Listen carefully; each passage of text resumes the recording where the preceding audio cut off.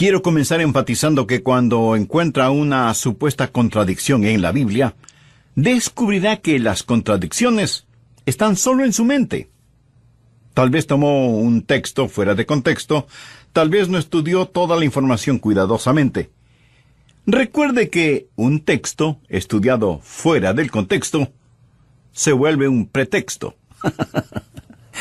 Hoy vamos a ver algunos versículos que para algunas personas parecen indicar que podríamos perder nuestra salvación eterna.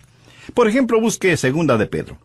Quiero darle la clásica ilustración que alguien puede presentarle si usted cree en la eterna seguridad del creyente. 2 de Pedro capítulo 2, empezando en el versículo 20. Ciertamente, si habiéndose ellos escapado de las contaminaciones del mundo por el conocimiento del Señor y Salvador Jesucristo, enredándose otra vez en ellas son vencidos, su postrer estado viene a ser peor que el primero. Porque mejor les hubiera sido no haber conocido el camino de la justicia, que después de haberlo conocido, volverse atrás del santo mandamiento que les fue dado. Pues le ha acontecido lo del verdadero proverbio: el perro vuelve a su vómito y la puerca lavada a revolcarse en el cieno. El versículo 20 dice: ciertamente si habiéndose ellos escapado de las contaminaciones del mundo por el conocimiento del Señor y Salvador Jesucristo. O sea, aquí está una persona que ha estado viviendo en pecado y de pronto se libera. Escucha acerca de Jesús y dice: esa es la manera de vivir. Empieza una nueva página en su vida, pero, como lo vamos a ver, nunca recibe una nueva vida.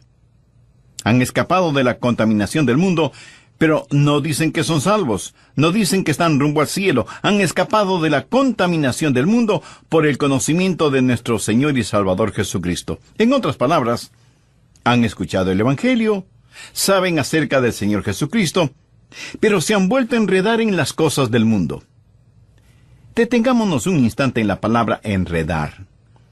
Literalmente significa tejer algo siguiendo un patrón.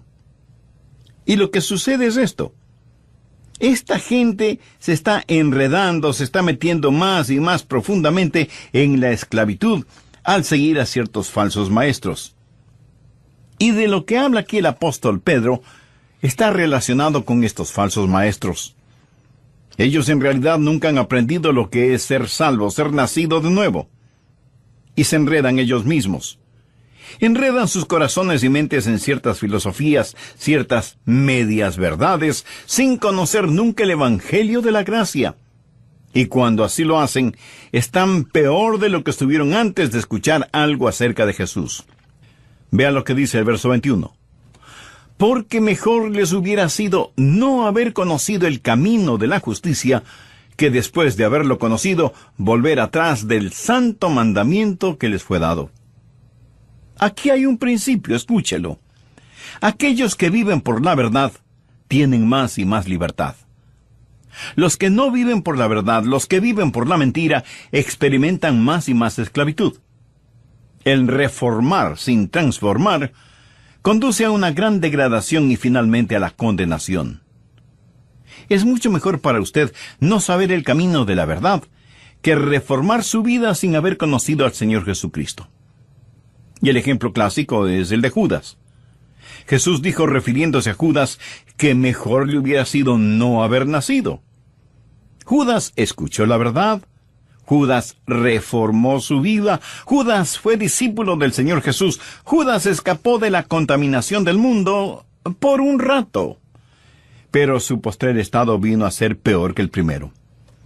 No sin razón Jesús dijo que a Judas le hubiera sido mejor no haber nacido.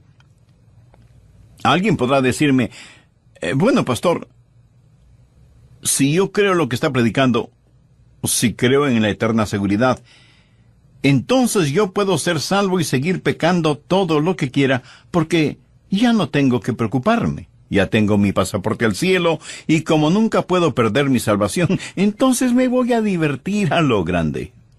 Mi amigo, parece que usted quiere tener lo peor de este mundo y lo mejor del otro. Escúcheme. Yo puedo pecar todo lo que quiera. ¿Sabía eso? Yo puedo pecar todo lo que quiera, pero no quiero hacerlo. No quiero pecar. Nada me haría más feliz que el saber que no pecaré nunca más. Si hubiera algún tipo de documento que diga que será imposible para mí el pecar, lo firmaría sin pensarlo 2 veces. Yo no quiero pecar. Y si usted cree que la seguridad eterna es una licencia para seguir pecando, ¿sabe cuál es su problema? Usted probablemente necesita ser salvo. Necesita que lo que usted quiere hacer sea modificado. Es más, usted necesita un querer hacer completamente nuevo. Usted necesita nacer de nuevo. Esta gente a la cual Pedro está hablando estaba reformada, pero nunca había sido regenerada. Y el apóstol da 2 ejemplos clásicos en caso de que alguien piense que él está hablando de alguien que fue salvo y que perdió su salvación. Y los ejemplos que él da son absolutamente claros. El ejemplo número 1 es el del perro, y el segundo ejemplo es el de la puerca. Ahora quiero que entienda lo siguiente en forma absoluta. Dios nunca llama a ninguno de sus hijos perros o puercos. ¿Lo entiende? Ovejas sí, pero nunca perros o puercos. El ejemplo es el del perro que vomita y vuelve a comer lo vomitado. Y si usted dice, pastor, eso es repugnante, permítame informarle que Pedro quería que fuera repugnante. Por eso utilizó esa ilustración. Es una ilustración que la dio Pedro, no yo. Creo que soy un poco más cauto como para dar una ilustración de ese tipo. Ahora, el perro pudo haberse sentido mejor después de comer su propio vómito, pero seguía siendo un perro. No había experimentado ningún cambio. Ese perro hizo lo que todos los perros hacen, volver a su propio vómito. La segunda ilustración que Pedro utiliza tiene que ver con un puerco, cerdo, cochino, marrano o como le llamen en su país. La Biblia habla de una puerca. Pedro aquí se vuelve un maestro clásico. El perro se siente mejor, el puerco luce mejor, pero ninguno de los dos ha cambiado en nada. Dios nunca llama a ninguno de sus hijos un perro o un puerco, porque ninguno de los dos ha sido esencial o eternamente cambiado. ¿Recuerda la historia del hijo pródigo? ¿Ha escuchado alguna vez la historia del perro pródigo o del puerco pródigo? No, ¿verdad? En la Biblia solo encontramos la historia del hijo pródigo. Y se la voy a repetir, pero haciendo mi propia paráfrasis. Cuando el hijo pródigo se encontró en el chiquero con los puercos, se dijo, «Estoy cansado de estar en este chiquero. No fui hecho para vivir entre puercos. Me levantaré e iré a mi padre». Y uno de los puercos le preguntó, «¿Y qué tiene tu padre?» «Oh, mi padre tiene una casa hermosa y tenemos siervos. Mi madre hace ricas comidas y yo tengo mi propio dormitorio y mi baño. Así que me levantaré e iré a casa de mi padre». Y el puerco dijo, «Eso suena muy interesante. ¿Te importa si voy contigo?» El joven le dijo que no le importaba y así el hijo pródigo y el puerco pródigo empezaron su viaje. Y el padre vio a su hijo regresando a casa y le dijo, «Bienvenido a casa, hijo. Cúbrete con este manto, usa este anillo, ponte estas sandalias y vamos a matar el becerro gordo para celebrar tu regreso». «Papá, un amigo vino conmigo. Es un puerco y quiere vivir en nuestra casa». «Hijo, no hay ningún problema, tráelo». Pero la mamá del hijo pródigo dijo, «Un momentito. Tu amigo no puede entrar en la casa así, tiene que bañarse». Y el puerco preguntó, «¿Y qué es eso?» «Pues que tienes que bañarte y sacarte toda esa suciedad». Y lo bañaron y le sacaron toda la suciedad de encima. Luego le dijeron que tenía que aprender algunos modales, que para comer tenía que ponerse una servilleta bajo la quijada y que tenía que aprender a sentarse junto a la mesa y usar la cuchara, el cuchillo y el tenedor. Le dijeron que no podía meter su hocico en la comida y que si iba a vivir en la casa, ya no podría salir a revolcarse en el cieno y dormir en medio de la fetidez y las moscas. Y que cada noche antes de dormir en una suave cama tenía que bañarse. Mi amigo, ¿por cuánto tiempo cree usted que el puerco hizo todo eso? Por muy poco tiempo. Un día el puerco dijo: me levantaré e iré a mi padre. Regresaré a mi chiquero. No me gusta esto. Por supuesto que no le gustaba. No pertenecía a esa casa. Pertenecía en el chiquero.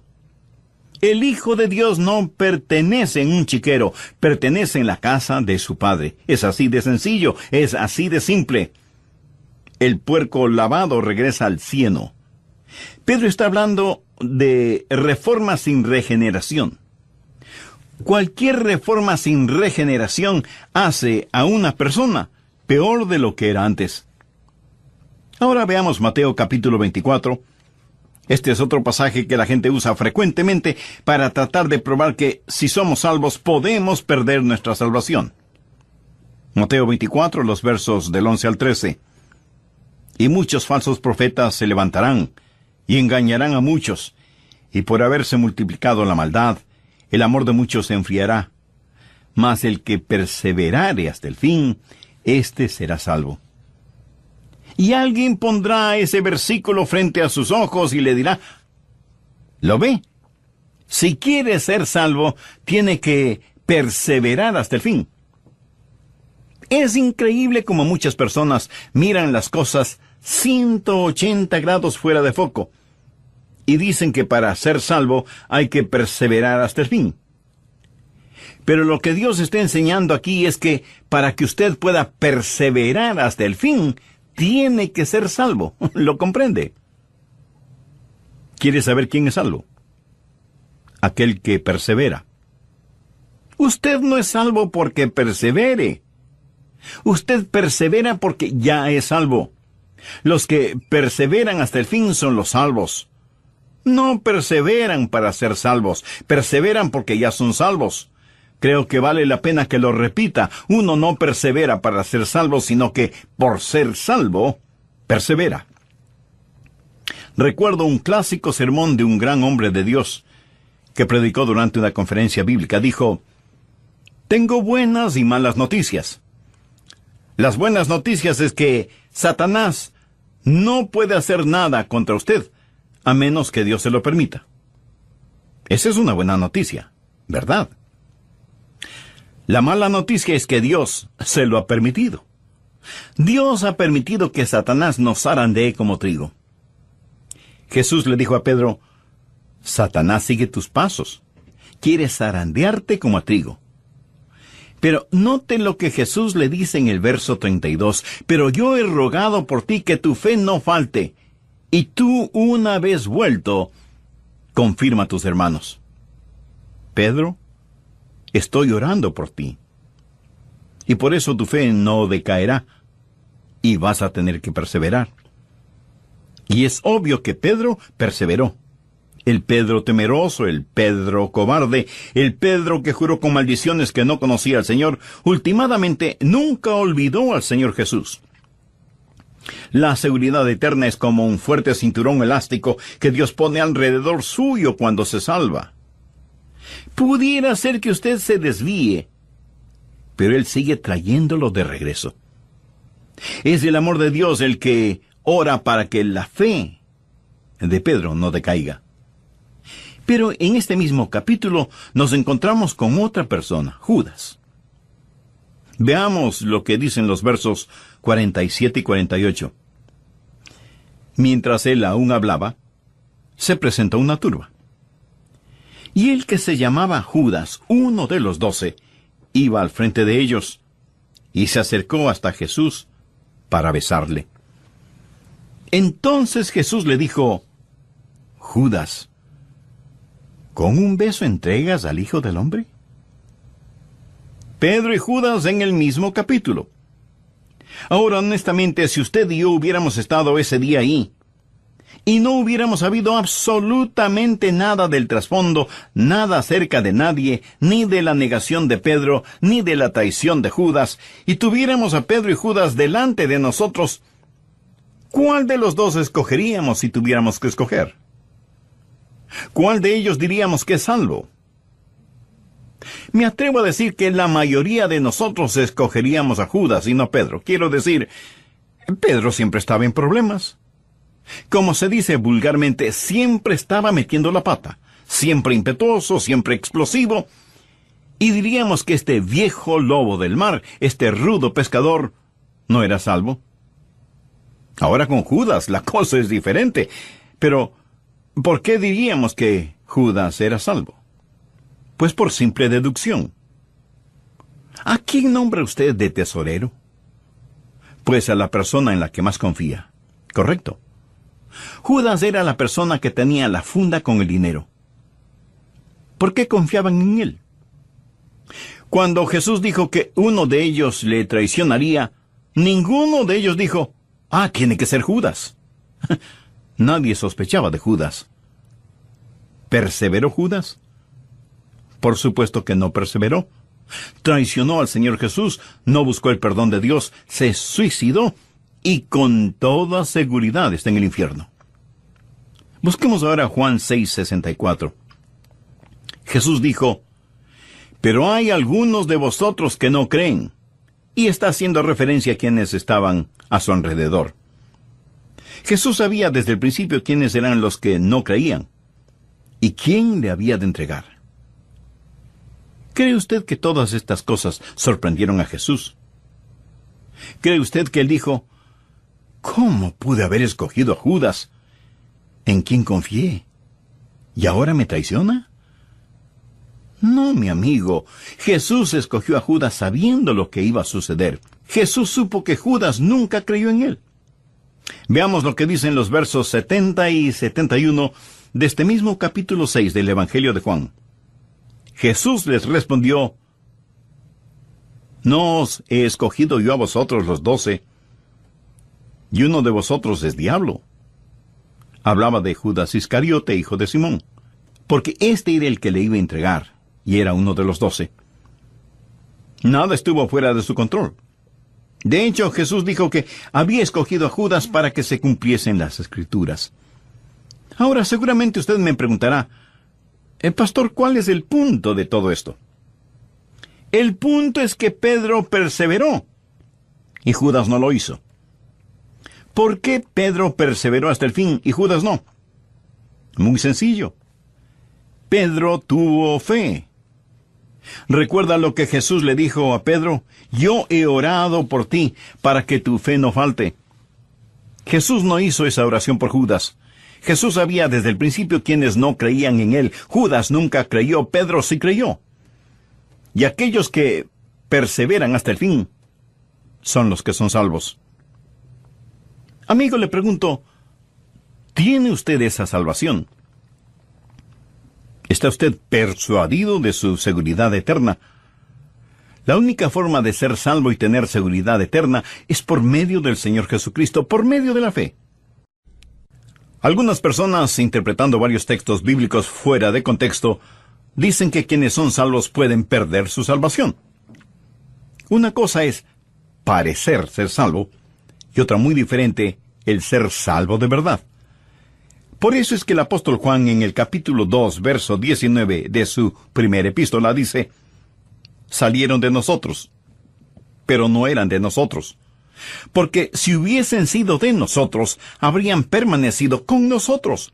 Pero salieron para que se manifestase que no todos son de nosotros. Por lo tanto, aquellos que se van, no pierden su salvación. Los que no perseveran no pierden su salvación porque nunca la tuvieron. Bien, veamos otro pasaje que la gente usa para decir que los que son salvos pueden perder su salvación. Busque el capítulo 15 de Juan, empezando en el verso 5. Yo soy la vid, vosotros los pámpanos. El que permanece en mí y yo en él, éste lleva mucho fruto, porque separados de mí, nada podéis hacer. Y algunos estarán pensando, yo puedo hacer algo. Esa es su opinión personal. Jesús dice, separados de mí, nada podéis hacer. Sin Él, no importa lo que hagamos, somos como cero a la izquierda. Y Jesús sigue diciendo, el que en mí no permanece, será echado fuera como pámpano, y se secará. Y los recogen y los echan en el fuego y arden. Si permanecéis en mí y mis palabras permanecen en vosotros, pedid todo lo que queréis, y os será hecho. En esto es glorificado mi Padre, en que llevéis mucho fruto, y seáis así mis discípulos. Y alguien dirá, bueno, este es un cuadro de alguien que estuvo en Cristo, y sin embargo es separado de Cristo. Es lanzado al fuego y allí arde. Permítame decirle que aquí el Señor Jesucristo no está hablando de ninguna manera acerca de la salvación. Está hablando acerca de llevar fruto. Y está usando una ilustración, una metáfora. Debemos permanecer en el Señor Jesús si queremos dar mucho fruto. En un viñedo, el viñador poda las plantas, quita todo lo que no va a producir fruto. ¿Qué hace con todas las ramas que fueron podadas? No es buena madera como para tallarla. No se puede usar en la chimenea porque no hace un buen fuego. Lo único que se puede hacer es quemarlas. Lo que el Señor Jesús está diciendo es esto: si no permanecen en mí, son buenos para nada. ¿Qué le parece? Buenos para nada. ¿Es usted un cristiano bueno para nada? Escuche, Él no está hablando ni del cielo, ni del infierno, ni de la salvación. Está hablando acerca de llevar fruto. Es lo mismo que el apóstol dijo: no quiero ser un inútil, una persona buena para nada. Nunca trate de sacar su teología de una metáfora, de una ilustración. Usted aprende su teología de las epístolas, no de las ilustraciones, parábolas o metáforas. De estas usted aprende maravillosas y prácticas verdades. Si como creyentes vamos a dar frutos, necesitamos permanecer en el Señor Jesucristo. Veamos algo más en Hebreos capítulo 6.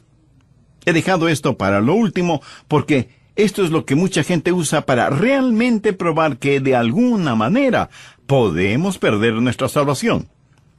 En esta porción, el autor de Hebreos está hablando de una imposibilidad. Dice que hay algo que es imposible. Hebreos 6, desde el verso 4. Porque es imposible que los que una vez fueron iluminados y gustaron del don celestial, y fueron hechos partícipes del Espíritu Santo, y asimismo gustaron de la buena palabra de Dios y los poderes del siglo venidero, y recayeron, sean otra vez renovados para arrepentimiento, crucificando de nuevo para sí mismos al Hijo de Dios y exponiéndole al vituperio. Y de inmediato da una ilustración. Porque la tierra que bebe la lluvia que muchas veces cae sobre ella, y produce hierba provechosa a aquellos por los cuales es labrada, recibe bendición de Dios. Pero la que produce espinos y abrojos es reprobada, está próxima a ser maldecida, y su fin es el ser quemada. Pero en cuanto a vosotros, oh amados, estamos persuadidos de cosas mejores que pertenecen a la salvación, aunque hablamos así. Volvamos al versículo 4. Algo es imposible. Dice que es imposible para cierta clase de personas, si es que hacen algo incorrecto, el ser renovadas para arrepentimiento. Ahora quiero decirle que si usted usa esta porción de Hebreos para probar que una persona puede perder su salvación, para usted puede que pruebe demasiado. Pero en realidad, ¿qué prueba? Prueba que usted una vez fue salvo y perdió su salvación. Si esa es la forma en que usa ese versículo. Pero también prueba que usted nunca podrá volver a ser salvo. Si cayeron, es imposible que sean renovados para arrepentimiento. Así que si usted no cree en que una vez salvo, siempre salvo, tiene que creer que 2 veces perdido, para siempre perdido. ¿Entiende de lo que estamos estudiando? Si usted utiliza este versículo de esa manera, tratando de probar que una persona salvada puede perder su salvación, si eso es lo que trata de probar, entonces siga adelante y sea honesto. Y dígales que una vez que pierden su salvación, nunca jamás podrán volver a ser salvos.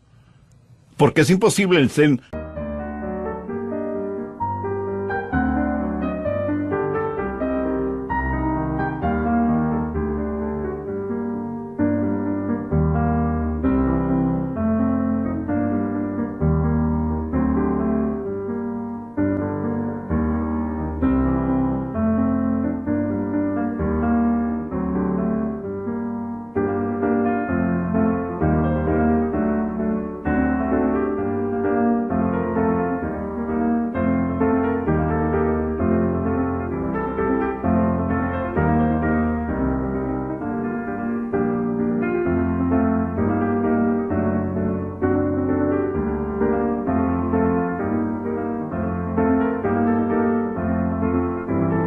renovados para arrepentimiento. Entonces, ¿de qué está hablando aquí? No está hablando de personas que han sido salvadas. Y si usted me pregunta, pastor, ¿cómo sabe que no está hablando de personas que han sido salvas? Bueno, solo hay que leer el verso 9 que dice, pero en cuanto a vosotros, oh amados, estamos persuadidos de cosas mejores y que pertenecen a la salvación. ¿Lo ve? No está hablando aquí de gente salvada, está hablando de personas que vienen hasta el mismo umbral de la salvación y se regresan. Es imposible para estas personas el tener tratos serios con Dios. Gente que conoce la verdad y rechazan la verdad con ojos completamente abiertos. Es imposible traerlas a arrepentimiento.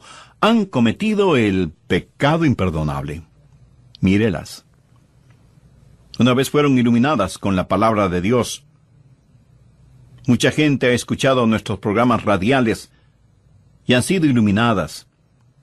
Han saboreado el don espiritual, han sido hechas partícipes del Espíritu Santo, han gustado de la palabra de Dios y de los poderes del siglo venidero, han probado todo eso, pero se han apartado. No estamos hablando de una persona que peca por ignorancia, ni de una persona que peca porque no tiene entendimiento. Hablamos de una persona que con todo entendimiento y sabiendo muy bien lo que hace, dice, no quiero a Jesús en mi vida. Permítame ilustrar este punto. Supongamos que usted va de compras al supermercado y ahí junto a los productos lácteos, en una mesita hay un plato con pedacitos de queso. Usted toma un pedacito de queso y lo saborea.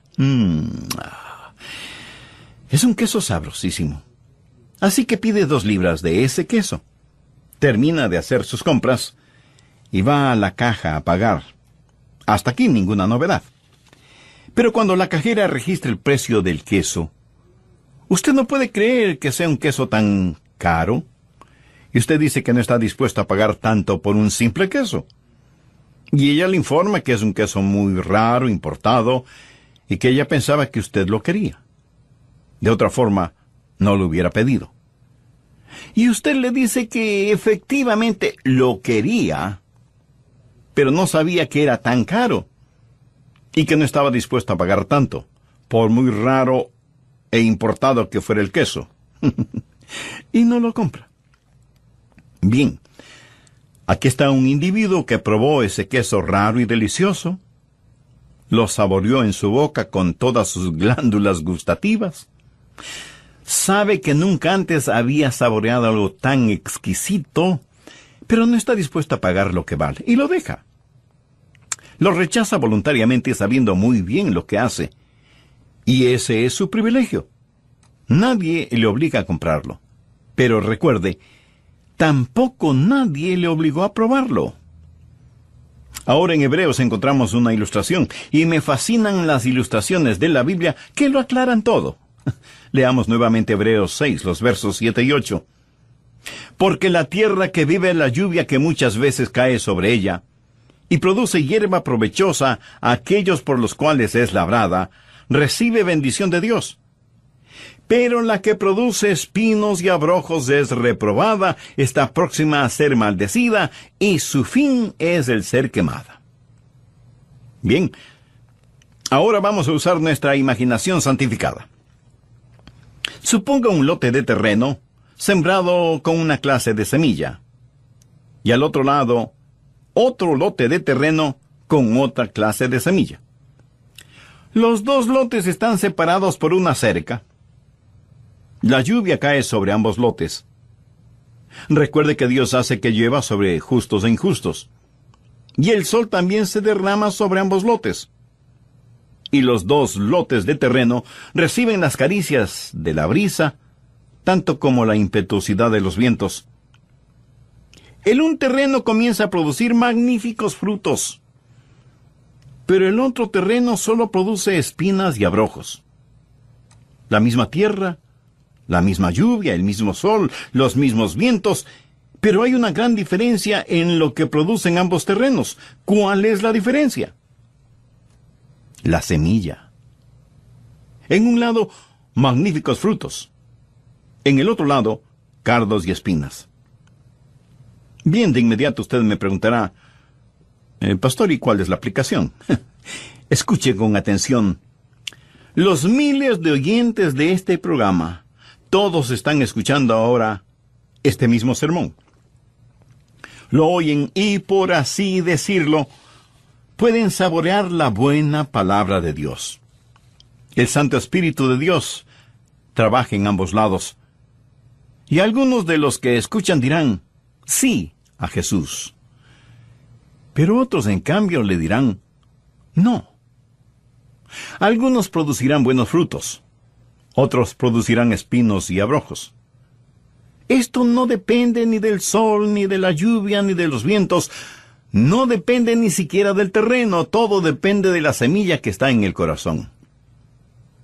El libro de Hebreos fue escrito para los judíos, y habla de los judíos que estaban abandonando sus viejos caminos para caminar en el nuevo camino. Estaban saliendo de la antigua dispensación, la legislación del Antiguo Testamento, hacia un nuevo camino.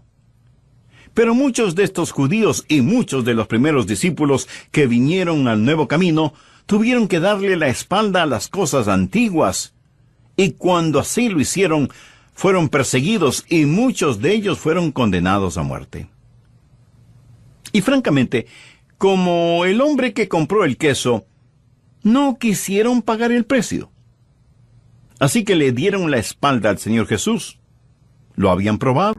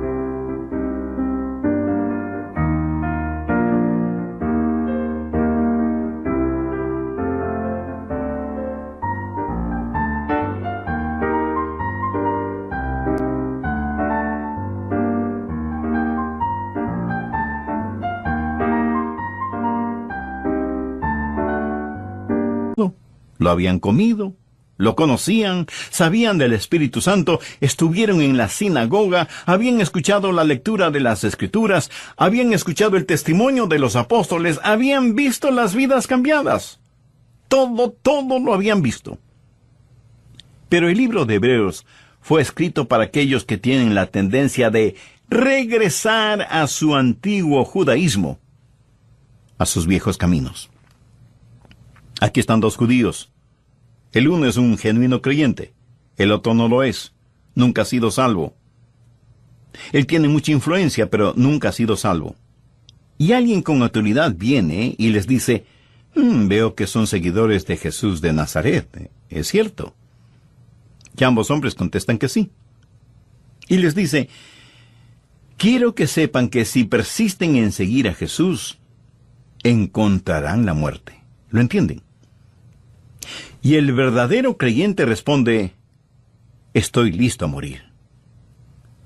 Si usted lee el capítulo 11 de Hebreos, sabrá que en verdad muchos creyentes fueron asesinados. Si tengo que morir violentamente, pues moriré. Pero jamás negaré a mi Señor Jesucristo. El otro hombre contestó: mire, esto es solo religión después de todo. No hay nada que me impida el volver a mis viejos caminos, que eran bastante buenos. Voy a volver a mi antigua vida, pero no me mate. ¿Cómo saber que este hombre hablaba en serio? Había una manera de comprobarlo.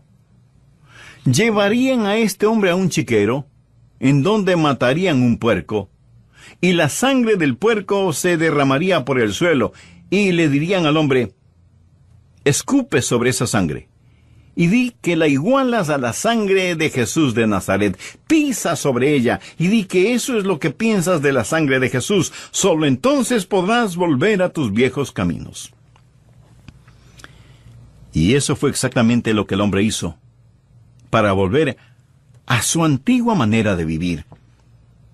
Él supo lo que estaba haciendo, pero estaba más interesado en salvar su propia vida. Había saboreado, sus ojos habían sido abiertos, había sido iluminado, pero no quiso pagar el precio.